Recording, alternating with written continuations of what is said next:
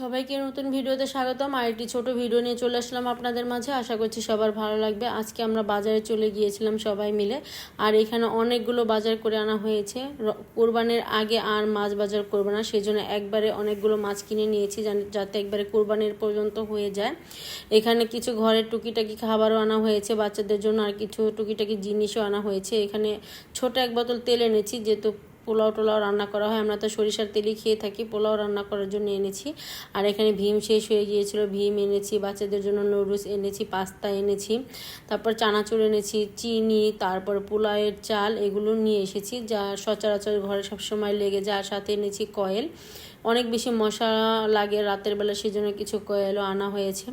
আর অনেকগুলো সবজি আনা হয়েছে, কারণ ঘরে কিন্তু অনেক বেশি সবজি লাগে। যেহেতু আমরা জয়েন্ট ফ্যামিলিতে থাকি, লোক সংখ্যা একটু বেশি, তাই আমাদের সবজিটা অনেকটা বেশি লাগে।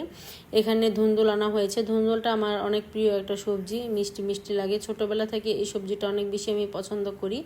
আর এখানে কিন্তু বেগুন আনা হয়েছে 2 কেজির মতো। আমরা বেগুনটা অনেক বেশি খেয়ে থাকি, সেজন্য 2 কেজি করে এনে থাকি, কয়েকদিন খাওয়া হয়। আর এখানে কাঁচামরিচ শেষ হয়ে গিয়েছিল, কাঁচামরিচ আনা হয়েছে। ধনিয়া পাতা এনেছে, তারপরে পটল এনেছে, আর এনেছে লতি। লতিও কিন্তু আমরা অনেক বেশি পছন্দ করি, চিংড়ি মাছ দিয়ে। বাড়ির সবাই অনেক বেশি পছন্দ করে খায়। লতিগুলো আজকে আর রান্না করবো না, যেহেতু অনেকগুলো মাছ এনেছি। মাছগুলো কিন্তু পরিষ্কার করে কাটতে কাটতে অনেক সময় লেগে যাবে। আর এখানে চাপা শুটকি এনেছি। আপনাদের ভাইয়া তো কক্সবাজার থেকে 3 ধরনের শুটকি এনেছে। চাপা শুটকিটা কিন্তু কক্সবাজারে ভালো হয় না, সেজন্য আমরা বাজার থেকে এই চাপা শুটকিটা আনা হয়েছে। এই চাপা শুটকিটা কিন্তু আমরা অনেক বেশি পছন্দ করি, ভর্তাটা। আর এখানে শিং মাছ আনা হয়েছে 4 কেজি। যেহেতু আমার ননদ প্রেগনেন্ট, ওর একটু রক্ত কম শরীরে, সেজন্য বেশি করে শিং মাছ এনেছি, যাতে ওকে বারবার করে রান্না করে দিতে পারি।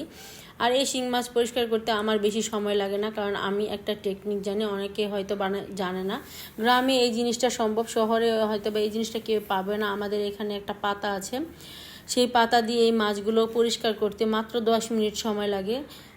সেটা হলো হিজল পাতা। হিজল পাতা অনেক বেশি খসখসে থাকে, আর সেইটা দিয়ে আমরা এই মাছগুলো পরিষ্কার করে থাকি। আর এখানে চিংড়ি মাছ আনা হয়েছে 1.5 কেজির মতো। আর এখানে মানে একবারে ছোট না, আবার একবারে বড় না, মাঝারি সাইজের কিছু নলা মাছ আনা হয়েছে। এই মাছগুলো কিন্তু টমেটো আলু দিয়ে ঝোল খেতে বা পটল দিয়ে রান্না করলে বেশ ভালো লাগে। আমরা মাঝে মধ্যে এই মাছগুলো এনে থাকি, আর সেই জন্য আজকে অনেকগুলো মাছ এনেছি। আর এখানে বড় একটা পাঙাশ মাছ এনেছি। পাঙাশ মাছ আমাদের ঘরে সবাই অনেক পছন্দ করে, শুধু আমার শাশুড়ি মা আর আপনাদের ভাইয়া 2জনে খায় না। আমাদের বাচ্চারা, তারপর আমার যা, আমি, আমার ননদ, আমরা সবাই এই মাছগুলো অনেক পছন্দ করে খেয়ে থাকি।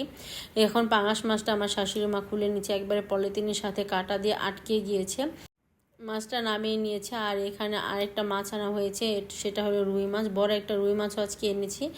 এই বড় মাছগুলো এখন নামিয়ে নেব, তারপর আমি আর আমার শাশুড়ি মা 2জনে মিলে মাছ কাটবো। আজকে মাছ কাটতে কাটতে অনেক সময় লেগে গিয়েছিল। সবগুলো মাছ কেটে বেছে পরিষ্কার করে ফ্রিজে রাখতে রাখতে প্রায় 3টা বেজে গিয়েছিল। মাঝখানে আমার ননদ আমাদেরকে পাস্তা রান্না করে খাইয়েছে, না হলে কিন্তু আমরা সবাই খিদায় অনেক বেশি কষ্ট পেতাম। বাচ্চারাও খেয়েছে আর আমরাও খেয়েছি, আর তার জন্য আস্তে ধীরে পরে রান্না করেছি, সেটা আর সমস্যা হয়নি।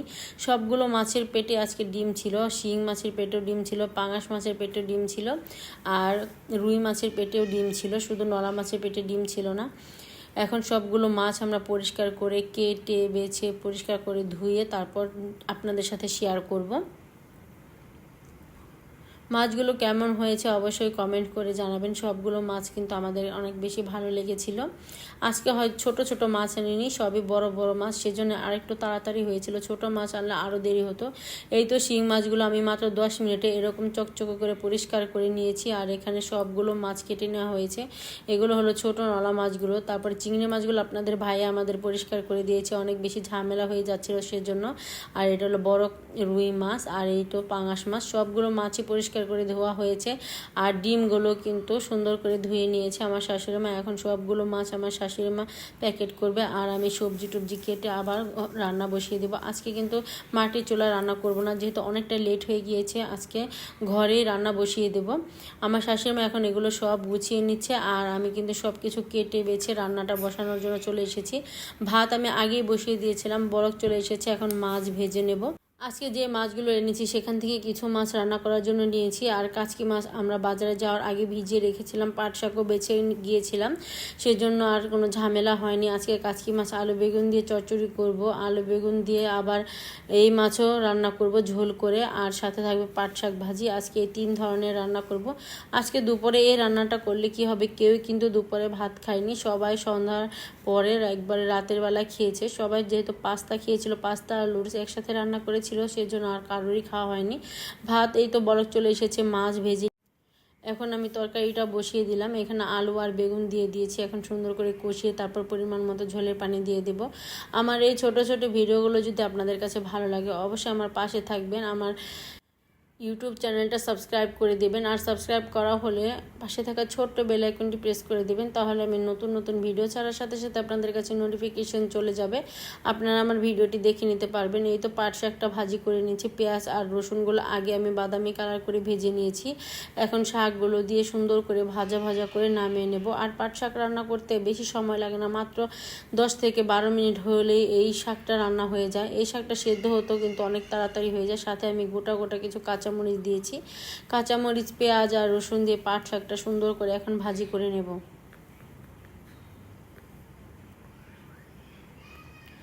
আর গ্যাসের চুলায় রান্না করলে একটাই সমস্যা, কড়াই ধরে তারপর রান্না করতে হয়। যেহেতু আমার এক হাতে ক্যামেরা থাকে, আরেক হাত দিয়ে কিন্তু আমি রান্নাটা করে থাকি, সেজন্য আর কড়াইটাও ধরতে পারি না। আর কড়াইটা একেবারে নড়াচড়া করছিল শাক রান্নার সময়। এই তো এখানে আলু আর বেগুন আমি সুন্দর করে কষিয়ে নিয়েছি, ঝোলের পানি দিয়ে ঢাকনা দিয়ে ঢেকে রাখলাম। আর এখানে কিন্তু পাট শাকটাও ভাজি হয়ে গিয়েছে। পাট শাকটা দেখতে কিন্তু খুবই সুন্দর হয়েছিল, খেতেও ভালো হয়েছিল। আর এখানে আমি কাচকি মাছ রান্না করার জন্য আলু বেগুন চিকন চিকন করে কেটে নিয়েছি, সাথে একটা ধুন্দুলো দিয়েছি। আর এই মাছগুলো আগেই ভিজানো হয়েছিল, মাছের কথা একেবারেই ভুলে গিয়েছিলাম। পরে এই সবজিগুলো কেটে তারপর রান্নাটা বসালাম। কাচকি মাছ যেহেতু ছোট ছোট, সেজন্য আমি সবজিগুলো একবারে চিকন চিকন করে কেটে নিয়েছি। আর এইভাবে কিন্তু সবজি দিয়ে কাচকি মাছটা চচ্চড়ি করলে খেতে অনেক ভালো লাগে, পেঁয়াজ আর টমেটো দিয়ে খেতেও ভালো লাগে, এভাবে খেতেও ভালো লাগে। যেহেতু অনেক দিন ধরে পেঁয়াজ দিয়ে রান্না করি ছোট মাছ, সেজন্য আজকে সবজি দিয়ে একটু রান্না করলাম। মাঝে মাঝে একটু অন্যরকম তরকারি খেতেও বেশ ভালো লাগে। এই তো আমার মাছের ঝোলটা হয়ে গিয়েছে, নামানোর আগে একটু ধনিয়া পাতা দিয়ে দিলাম, আর একটু ঝোলটা শুকিয়ে তারপর নামিয়ে নেব। আর ছোট মাছের চচ্চড়িটা প্রায় হয়ে এসেছে, একবারে শুকিয়ে নেব। উপর দিয়ে একটু ধনিয়া পাতা ছড়িয়ে দিচ্ছি, পানিটা শুকালেই তারপর হয়ে যাবে। আজকে এই রান্নার পাশাপাশি কিন্তু আরও অনেক কাজ করেছি, সেগুলো তো আর ক্যামেরাতে দেখানো হয়নি। যতগুলো মাছ কেটেছি, এই মাছের যে পাত্রের মধ্যে রেখেছিলাম সবগুলো পরিষ্কার করে ধুয়েছি। ঘর একেবারে নোংরা হয়ে গিয়েছিল, সেগুলো পরিষ্কার করেছি। আরও সারাদিন খাবার দাবারের পর অনেক বেশি প্লেট বাটি হয়ে গিয়েছিল, সেগুলো পরিষ্কার করেছি। সব কিছু পরিষ্কার করে তারপর চলে এসেছি, রান্নাটাও শেষ হয়ে গিয়েছে। এই তো রান্নাটা দেখতে কেমন হয়েছে অবশ্যই কমেন্ট করে জানাবেন। এখানে পাট শাক ভাজি, ছোট মাছের চচ্চড়ি, তারপরে বড় মাছের ঝোল, আর সাথে ছিল ভাত। আজকে দুপুরে এই সাধারণ খাবার দাবার রান্না করেছি। আর আমরা কিন্তু এরকম খাবারই সবসময় রান্না করি, মাঝে মধ্যে শুক্রবার আসলে এটা সেটা রান্না করা হয়। আজকে এ পর্যন্তই, আল্লাহ হাফেজ।